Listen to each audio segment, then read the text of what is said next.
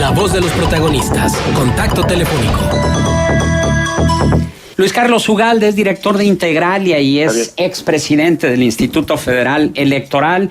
Luis Carlos Ugalde, muy buenos días. Le saludamos Marcela Pámanes, Diana Torres y un servidor Juan Ceballos. ¿Cómo están? Muy buenos días. Y bueno, pues para analizar estos nuevos retos de la democracia en el marco de la conferencia que sustentará en unos minutos en la Universidad La Salle de aquí de La Laguna, ¿cuáles son estos nuevos retos de la democracia, Luis Carlos? Pues el reto de la democracia principal es construir un país con leyes que se rija por la legalidad y que la legalidad genere igualdad de los mexicanos ante las autoridades, ante los gobiernos. Yo creo que México en los últimos 20 años ha tratado de construir elecciones para que los partidos compitan, para que haya alternancia, pero nos hemos dado cuenta que gane quien gane, gobierne quien gobierne, tenemos problemas de impunidad, problemas de corrupción, sigue habiendo una enorme desigualdad en el país, y el principal desafío de la democracia mexicana es poder construir un país de leyes, un país donde haya Estado de Derecho.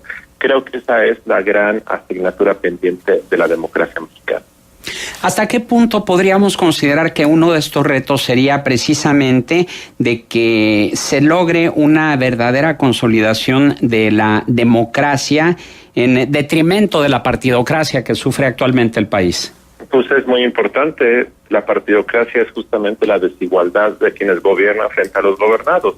La partidocracia es un monopolio, es la falta de rendición de cuentas, es el mundo de los privilegios. Son los partidos protegiéndose a sí mismos de las exigencias de una sociedad que lo que quiere es igualdad. Quiere que unos gobiernen, pero que rindan cuentas. Quieren que otros trabajen, pero tengan derechos sociales. Quieren que otros sean sindicatos, pero no abusen de la ley en beneficio propio. Este es un país que desde hace 500 años, cuando llegaron los españoles, se ha constituido en un país de castas, de segmentos, de grupos, de privilegios, de intereses. Eso es lo que tenemos que romper en este país, que es un país de igualdad. Igualdad no entendida como que todos deben ganar lo mismo o todos tienen que tener un trabajo, no. Igualdad en el sentido de que todos tienen un piso parejo para hacer lo que quieran en la vida, con acceso a la justicia, con educación posible, con acceso a la salud, y que sea el mérito el que decida quién llega a dónde. Pero hoy en México llegas a donde te permite tu amigo, tu cuate, tu influencia, tu sindicato, y eso es una de las cosas que hay que romper. En el norte de México esto no es tan así, no es tan visible, pero cuando tú vas a Oaxaca, Guerrero, al sur del país, esto es un lastre que nos persigue. Necesitamos construir un país de leyes y de igualdad. Sin embargo, ¿cómo podría combatirse la partidocracia cuando a los partidos se les están dando recursos económicos como nunca, en particular en el 2018? Pues sí, tenemos que cambiar muchas cosas.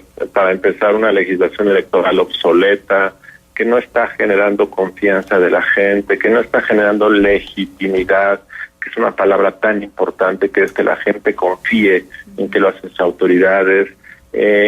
Tenemos que cambiar muchas cosas. La legislación electoral, para empezar, hay que modificarla porque no está resolviendo cosas, está complicando la situación, está haciendo litigiosas las campañas, los candidatos que pierden no aceptan el resultado. Esto está pasando en todo el país. Entonces, lo que necesitamos es replantear todo esto, y desafortunadamente pues esto se va a poder replantear hasta 2019, cuando haya pasado el proceso electoral federal del próximo año.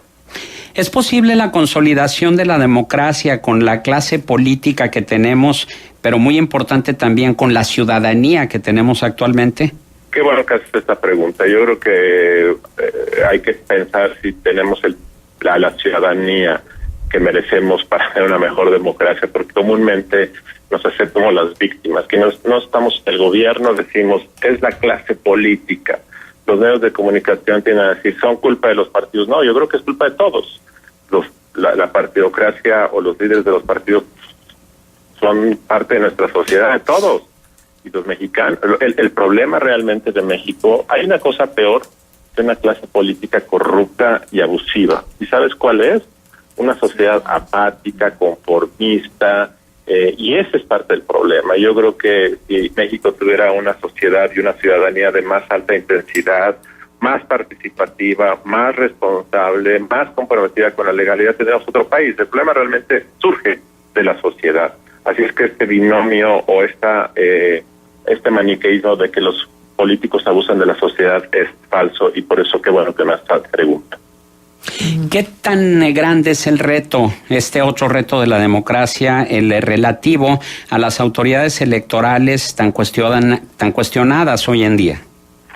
Pues las autoridades están siendo cuestionadas desde hace muchos años, no solo en Coahuila, en todo el país. Yo creo que parte de un primer problema, que es una legislación equivocada, que no está resolviendo cosas, que pone a las autoridades a hacer cosas absurdas como revisar si los spots de televisión son ofensivos o no son ofensivos, por ejemplo, que no va al fondo de los problemas. En la democracia mexicana, y hablo de todo el país, las elecciones cuestan cada vez más caras, y sin embargo los mecanismos que existen para poder fiscalizar campañas son totalmente obsoletos, insuficientes, incompletos. Tenemos legislación, por ejemplo, para regular las precampañas, y esto ya no pasa en Coahuila, pero a nivel nacional tenemos un lío porque no se sabe qué se puede decir o no se puede decir. Tú quieres ser candidato en este momento, no sabes si puedes presentar un libro, no lo puedes presentar, si puede haber espectaculares o no.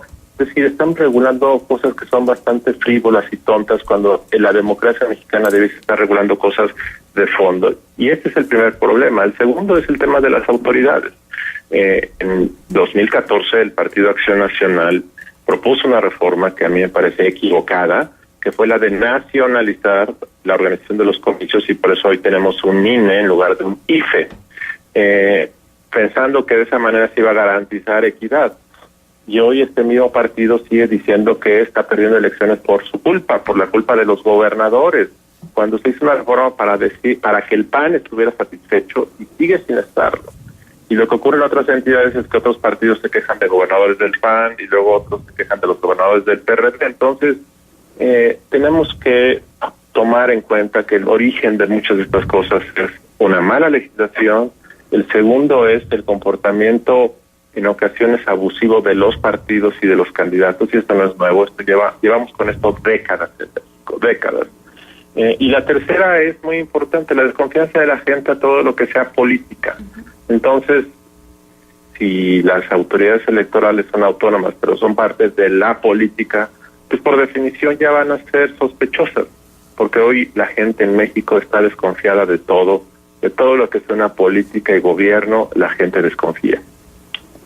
Y con todos estos antecedentes que usted menciona, ¿cuál es el panorama que vislumbra para la democracia en el marco de las elecciones de 2018? Yo lo veo muy complicado, yo estoy preocupado porque creo que si tú proyectas lo que pasó en 2017 a 2018 nos espera una elección muy conflictiva, que además es la más grande en la historia de México. En 30 entidades va a haber elecciones, 9 de ellas de gobernador, más la presidencial, y yo creo que los partidos van a llegar con ánimo de hacer lo que deban hacer para ganar. Vas a ver que el 1 de julio de 2018 vamos a tener que todos los candidatos ganaron, no se va a aceptar el resultado de las elecciones. Me preocupa, estoy preocupado porque si vemos lo que ha pasado desde 2006, vemos que hay una tendencia, hay una táctica, y esto no es una buena noticia, creo yo. Luis Carlos Ugalde, buenos días, le saluda Diana Torres. Dime, Diana. Déjeme preguntarle, en este escenario que se plantea, surge, y particularmente en función de esta desconfianza ciudadana hacia todo lo que huela a política, surgen personajes, surgen figuras que parece que se distancian y se van desmarcando de eso, ¿no? Y las candidaturas ciudadanas, entrecomilladas, y algunos personajes que en la historia reciente han surgido que parece cuyo éxito depende de ser poco políticos, ¿marcan realmente una distancia? ¿Es realmente una opción figuras como estas?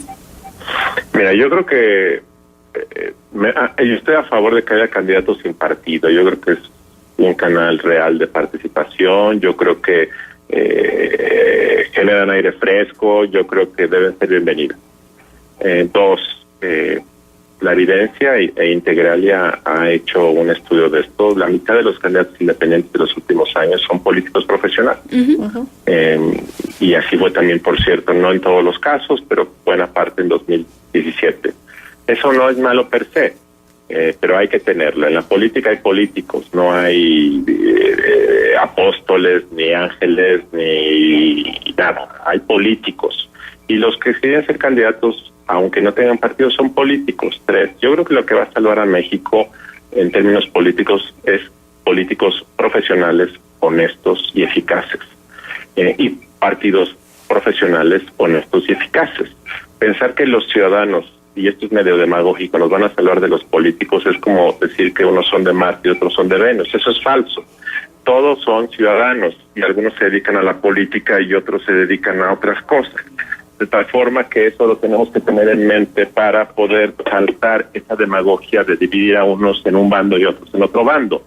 Qué bueno que haya candidatos sin partido, me parece sensacional. A veces habrá algunos que puedan gobernar bien, otros gobernarán igual mal que los que son de partido. Hay algunos gobernantes de partido que hacen muy bien las cosas y son honestos. La gente desafortunadamente piensa que todos los candidatos que son de partido por definición ya son malos. No, no es cierto. Hay algunos muy buenos. Y hay algunos candidatos llamados ciudadanos que realmente están medrando con el título y realmente son de la misma naturaleza que los políticos corruptos. Esa es mi opinión. Uh-huh. Luis Carlos Ugalde, de Marcela Pámanes, le saludo con muchísimo gusto y mucho respeto, pero también muy interesada en si nos puede dar su opinión sobre lo que pasó en Coahuila en el proceso electoral del pasado 4 de junio y cómo merma entonces la confianza y la credibilidad esa que se ha perdido y rumbo al 2018.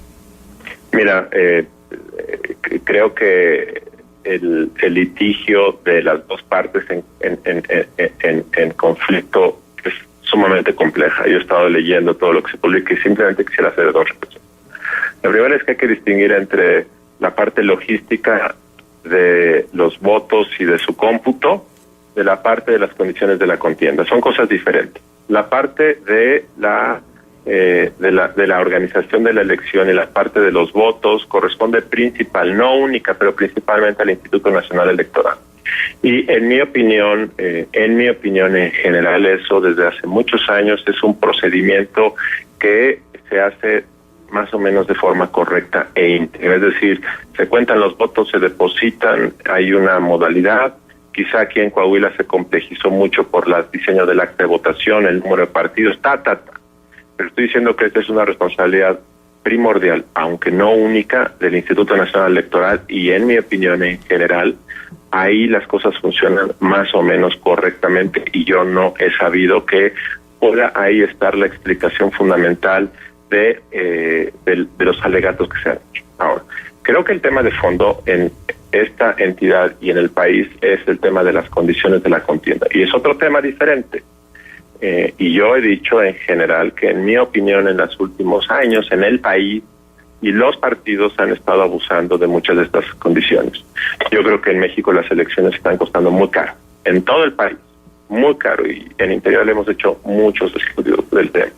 Y yo creo que además que la legislación que se tiene en México para lidiar con eso es insuficiente, es incompleta, no va al fondo de las cosas. Mientras no tengamos una cosa diferente, el tema es que el Tribunal Electoral tiene que juzgar en estricto derecho. ¿Qué quiere decir en estricto derecho? Con pruebas fehacientes. Y muchas veces la realidad no produce pruebas fehacientes, hay que decirlo. Pero en derecho necesitas tener documentación, pruebas que sean válidas ante un juez.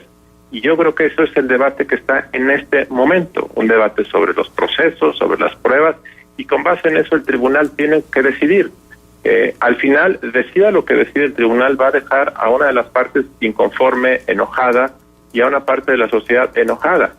No hay manera de que eso sea diferente, de tal forma que yo creo que en este momento lo más correcto es esperar ese veredicto que emitirá la Sala Superior del Tribunal Electoral en algún momento de aquí al 30 de noviembre. Y una vez que se emita ese veredicto, sea cual sea, yo creo que en Coahuila lo responsable sería pensar y cómo evitamos que otra vez nos ocurra esto. Cómo evitamos construir una legislación moderna. Porque reitero, la legislación que se ha dado desde la Ciudad de México desafortunadamente es una mala legislación que no está contribuyendo a generar credibilidad. Y finalmente, de mi parte, Luis Carlos Ugalde, uno de los retos también de la democracia podría ser la legitimación de los gobernantes, que ninguno de ellos llega con el 50% más uno del padrón electoral. ¿Qué posibilidades habría para que en 2018 se pudiera legislar la segunda vuelta electoral? Ninguna, porque ya pasó el tiempo. A mí me parece que la segunda vuelta es un paso necesario. Ayudaría muchísimo, muchísimo. Simplemente pongo el ejemplo aquí en Coahuila. La noche de la elección del pasado mes de junio habría sido diferente si hubiese habido una segunda vuelta. Y a lo mejor las cosas al final habrían tenido otro desenlace en el sentido de más confianza de la gente. Eso creo que debe hacer México país en los próximos años. No va a ser para 2018. Los partidos le tienen miedo, sobre todo Morena y el PRI. Y por lo tanto no ha sido legislada, pero yo creo que es un paso necesario. ¿Por qué? ¿Por qué le tienen miedo? Porque piensan que van a perder, porque López Obrador dice que la magia del poder, o sea, lo que él llama el PRIAN, se le va a ir en contra, que ha impedido que gane, eso lo dice todos los días. Y el PRI siente que hay coaliciones anti-PRI, cosa que es cierto, el PAN y el PRD se han unido muchas veces para ganarle. Entonces los dos tienen miedo de que les vaya mal. Yo creo que después de la elección muy complicada que vamos a tener el próximo año, los políticos se van a dar cuenta de que no hay manera de salir adelante, sino y por lo tanto van a cambiar este tema. Muy bien, Luis Carlos Ugalde, director de Integralia, nuestro agradecimiento por su valiosa participación aquí en Contextos. Gracias, buenos días. Buenos días.